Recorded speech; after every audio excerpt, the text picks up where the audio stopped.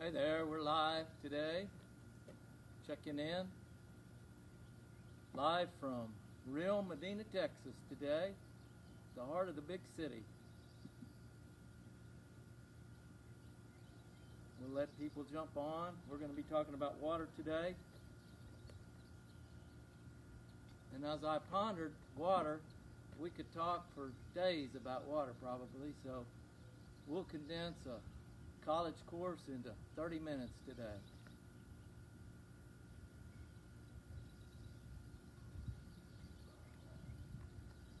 People logging on? Yep, we're up to 20 people right now. Yeah. Where are they from? We have one from Katy, and that's it so far. Katy, it always rains in Houston. Lubbock. Lubbock.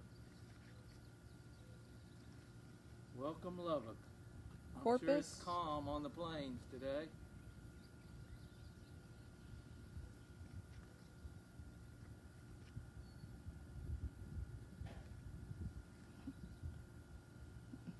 So we'll wait another minute. We'll get started. We have a group of experts online today to answer your questions, so hop on and ask away.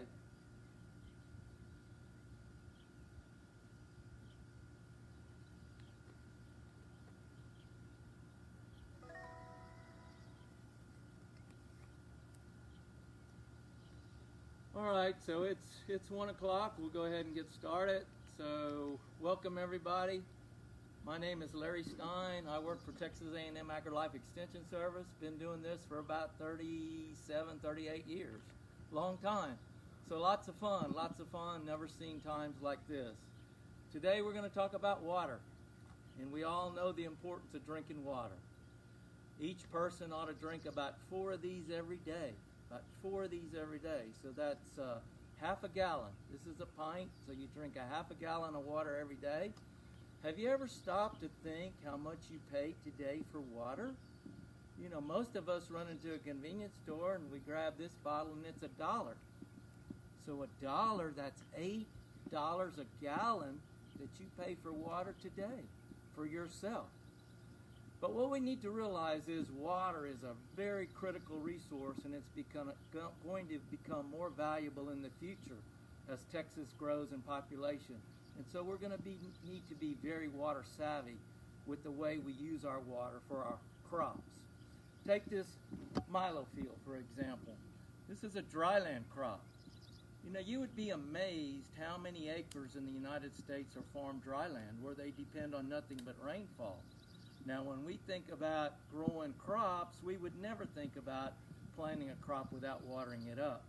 So we need to take our hats off to the farmers who feed this country because they do an amazing job of determining when to plant and taking the risk to grow these crops to bring food to your table. So water is a valuable part of that, and so they really need to know what they're doing when they do that.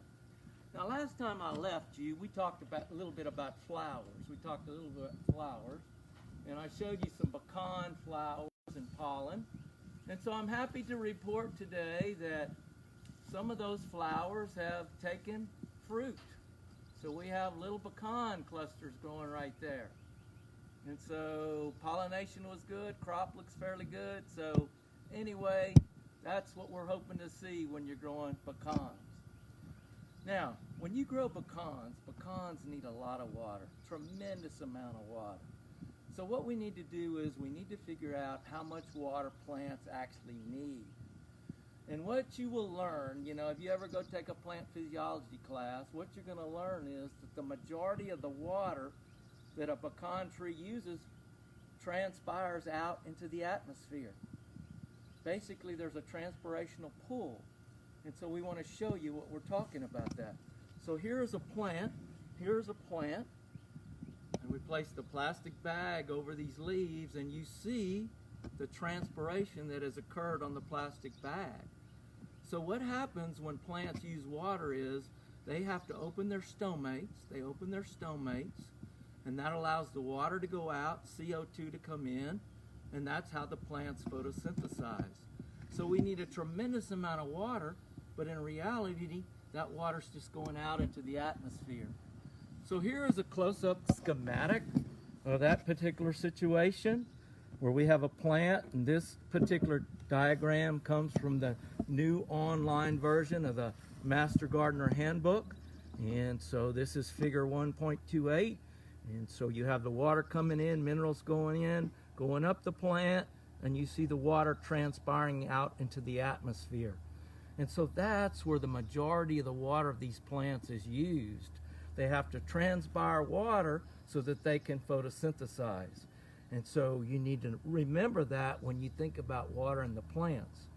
Now, when we typically tell you to water plants, we say that most plants need an inch of water a week, 1 inch of water a week. And so later on, we're going to do some simple math, and we'll talk about what that inch means and where we're going to get that inch. You know, when you water plants, the plants have to get the water from one of two places. They have to get it from the soil, typically. And so the soil is going to harvest rainfall, and then the plants will take the water up from the soil. And so you apply that water artificially with irrigation, or it comes via rainfall.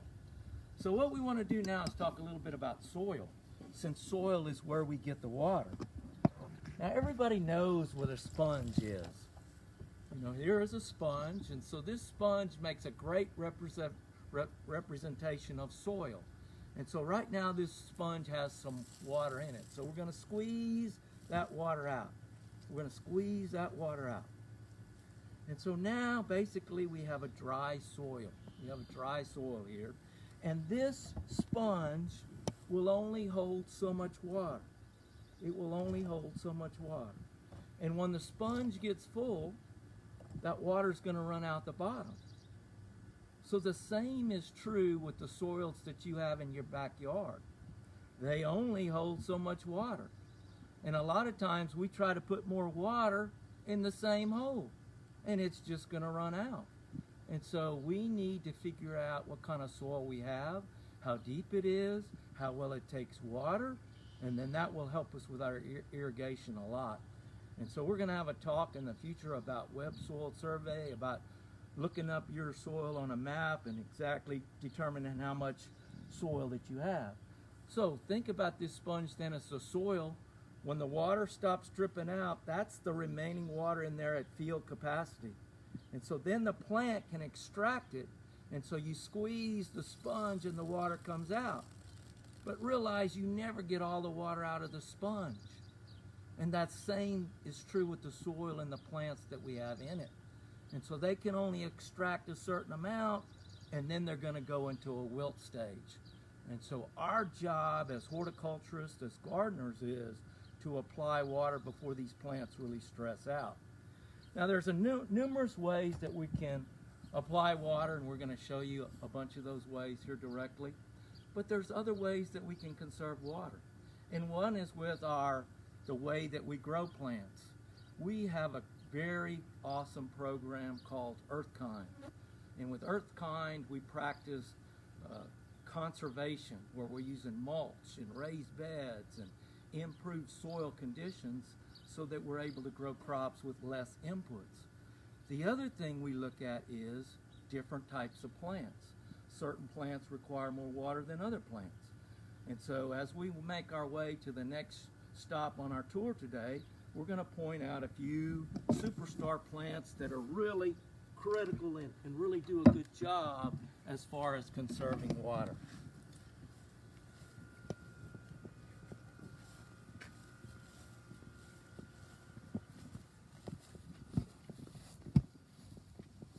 So our first stop on our tour today now is this salvia that you see in front of you here. This is improved Mystic Spires, blue salvia, improved Mystic Spires.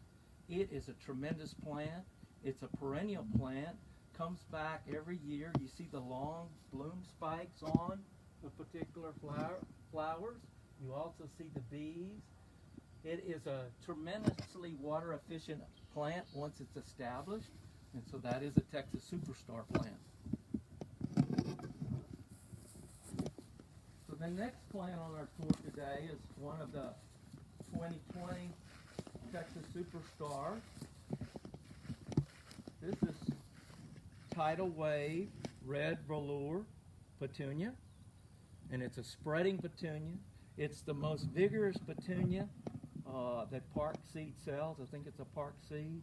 And so you see it's in direct sun, thriving in the heat. And so here is another Texas Superstar plant that you could plant if water was severely limiting.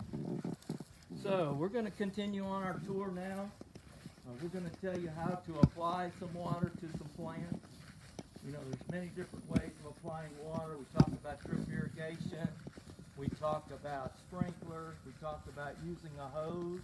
And so many, many different ways of applying water. And so we're going to mention some of those. And it's interesting to see how people apply water at times. And so we're going to demonstrate some of those deals to you.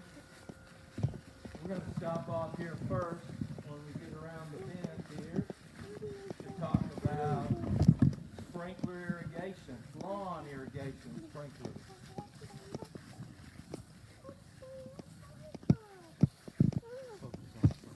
So here we have a lawn water system. It's in the ground. It's on a timer. And these are the most misunderstood systems operated in Texas, in the United States, really. Most people don't know how to operate these systems. The big challenge we have is a lot of times people want to run these every day. But the idea behind an automatic sprinkler system is that you wet the soil down to a good depth and then you turn it off. You want to try to push the water down. You don't want to water every day. A lot of people try to water every day, 10 minutes every day. And so that is a big challenge. That is a big challenge. And so what you want to do is figure out what kind of soil you have, and then you want to try to wet down about 3 to 6 inches when you water. Now sometimes you have a soil that's very clay, and so you can only run the system a certain amount of time and then the water's going to run off. And so if you have that type of situation, you run back to back. You run one day for a certain amount of time, get it wet, and then the next day you run it and you push that water on down a little bit deeper. So the big challenge we have with these automatic sprinkler systems is people don't know how to use them properly. And so you need to figure out exactly how long you need to run, and don't, for sure, please don't run them every day, because it is a big challenge. Now some of the equipment that Boone talked about, was some of these timers that we have. So these timers are very good to use for you if you have just an individual sprinkler that you want to apply. And so these timers work extremely well, because you can set the timer and it will run for a certain period of time and then it will shut off. And so that's a really, really good tool that you need to try to use. Now everybody knows a lot of people water with a hose. A lot of people water with the hose. And there's nothing wrong with watering with a hose. I mean, the hose puts out a lot of water. The big challenge we have with a lot of people, though, is they don't realize where the roots are on these trees. We think, like this is a big pecan tree again that we're looking at here, big pecan tree. The root system starts at the drip line and goes out. And so we think that the root system of most plants goes out a time and a half the height of the tree. And so this is where you need to be watering the tree, out here at the drip line. But how many of you have seen a person, and what do? They water the tree right at the trunk. So this summer, as you're driving around town, make note of how many people have the water hose right at the trunk of the tree. I don't know how many calls I've gotten over the years, and I ask, well, you watering your trees? Yes, sir, watering them. I said, well, where are you watering the trees? Well, we lay the hose right at the trunk, and we let it drip, drip, drip. And so they're actually watering the tree, but they're not putting the water where the tree can get it. And so where we want to water the tree is at the drip line, and so that's where you need to be watering these so what you do is you take a sprinkler, and you can put a sprinkler on, and you put it at the drip line of the tree.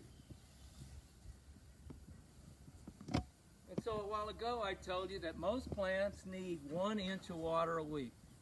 And if you would follow that schedule, you would be doing really, really good. 1 inch of water a week. But the big question that everybody has, well, what is an inch? How do I know when I have an inch? And so the simplest way is, and Boone talked about this the other day, is you get a catch can, you get a rain gauge, and you put it out under the sprinkler. And when you have an inch in the rain gauge, you put out an inch of water. And it's as simple as that. You can use cans like this right here, set those cans out, catch that rain, and see exactly when you have an inch of water. Now, those of you that are so inclined, you can do some simple math. And this may seem simple to some, it may be really complicated to others.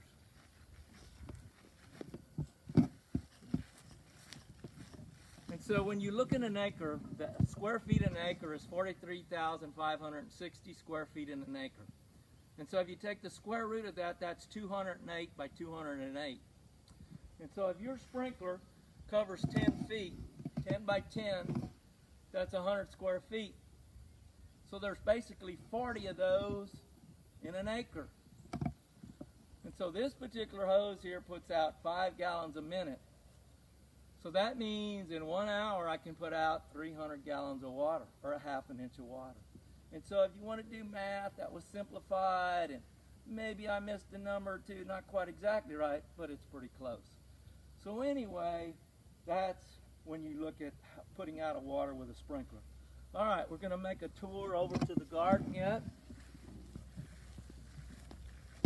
And in the garden, a lot of people like to use drip irrigation.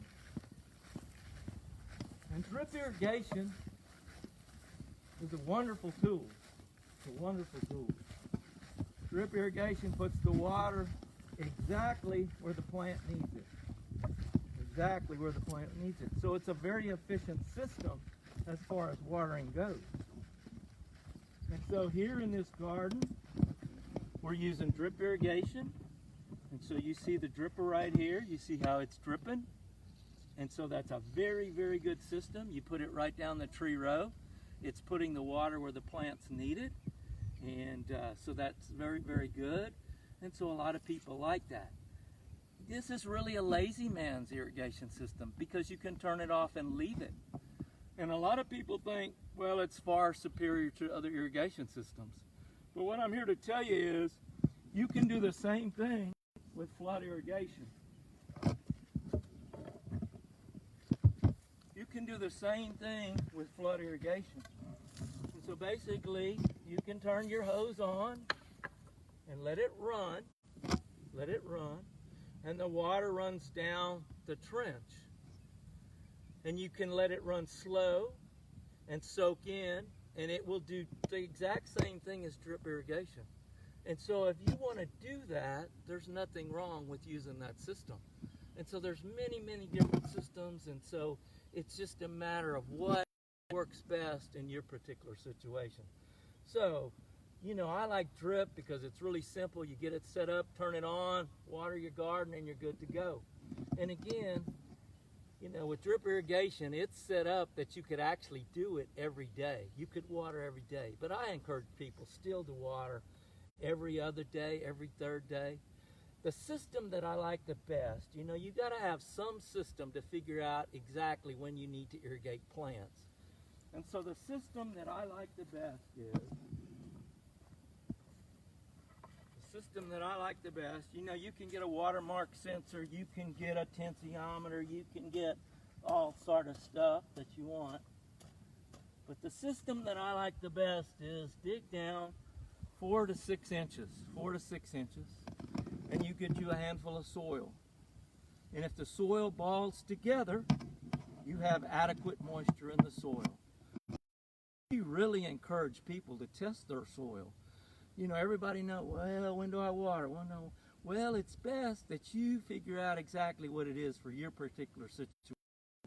Because if it balls together, you got enough water. If it doesn't ball together, then you need to go ahead and water.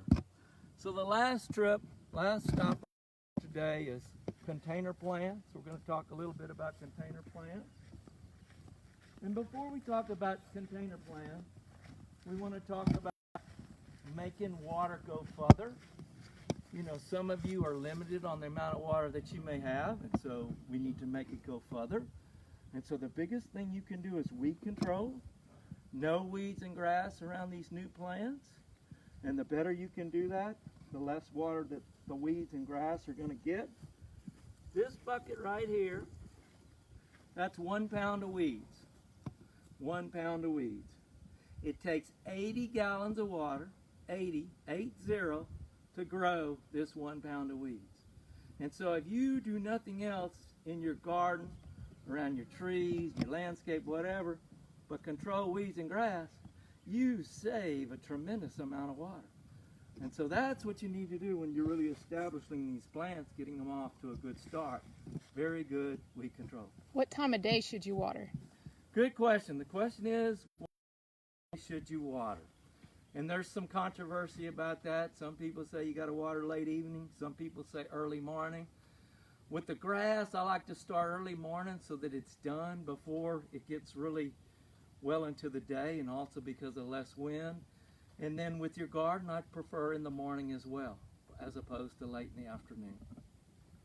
All right, so our last stop on our tour today is going to be a few container plants. We're going to talk about a few container plants. We talked about grass, automatic sprinkler systems being abused and not typically run properly. They overrun the system, run them too often. And there is a big challenge that we have with container plants as well. And also, there's a challenge that we have with raised beds. When you have raised beds, you have artificial soil. And so it can be a challenge to wet that soil once it dries down. And so that's something that you need to be aware of. And so a lot of times when you have a container plant, you will have the plant and then you have these saucers. And a lot of people think, well, that saucer is you fill that saucer with water and then the plant soaks it up. But in reality, that's not what you want to do. 2 times the amount of water that stays in the container should run out the bottom, And what we're doing when we're doing that is we're leaching out salts. And then the other thing is, a lot of times some of these containers don't drain extremely well. And so with this one right here, we're going to go ahead and pour water in there.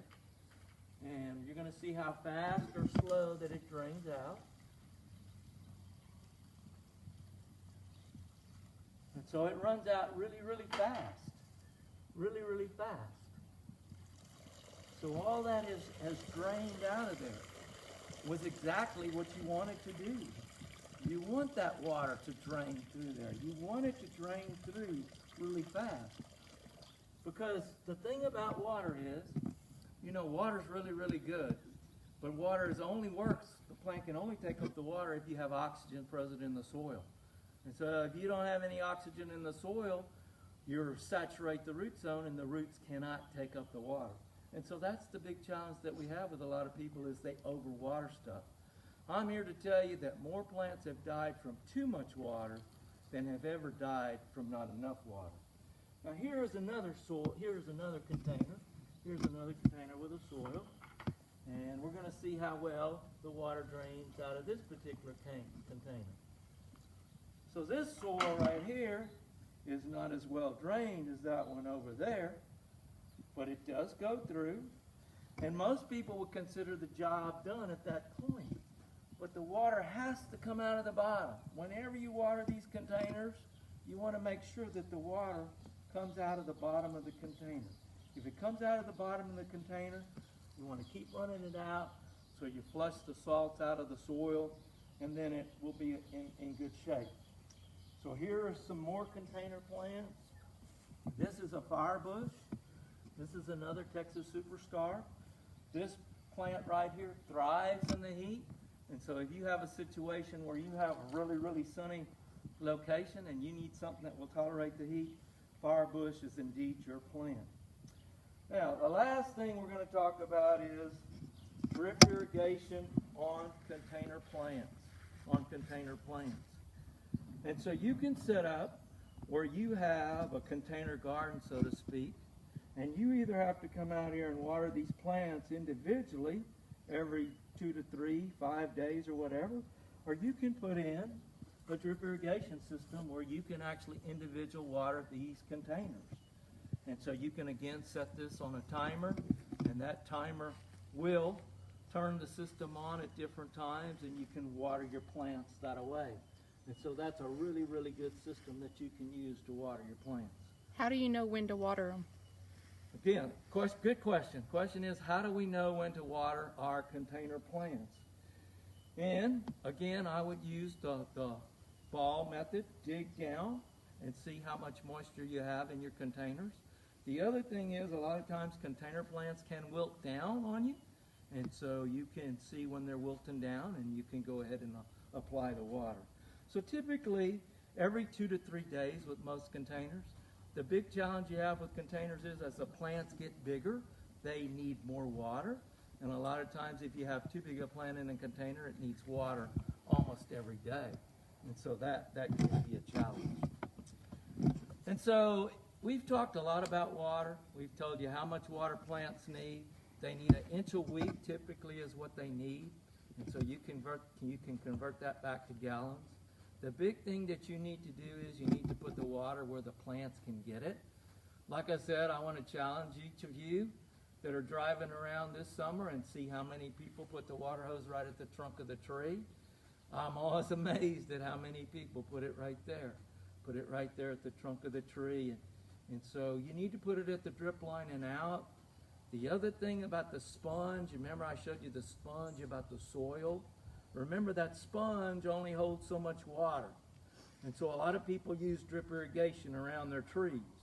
And so when they need more water, they let the system run longer. But the effective root zone of most plants is about 3 feet. So once the water gets below 3 feet, it's very hard for the plants to get it. And in fact, the plants can't use it as efficiently. It's kind of like me being on top of this roof here. You know, if I'm on top of this roof and I got to come down the ladder to get a drink, I expend energy to go down the ladder to get a drink of water. And the same is true with a plant. The deeper the plant has to go to get the water, the more energy it uses to get that particular water. We had a question about raised beds. Can you talk about those? Okay, question is about raised beds. Raised beds are ideal way to garden. Typically, though, in raised beds, you're using an artificial mix, artificial media, and so it can be difficult to wet. And the thing that I've noticed is if you have a raised bed and you have trees around the raised bed, the tree roots come up into the raised bed and actually dry out the raised bed over time. And so that's the key, that you monitor that. It's an artificial mix typically.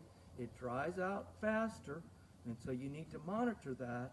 And over time, you probably need to knock the bed down, knock the mix out, and kill any roots unless it's totally isolated by itself. So raised beds really, really good, but you got to manage them properly to get the best.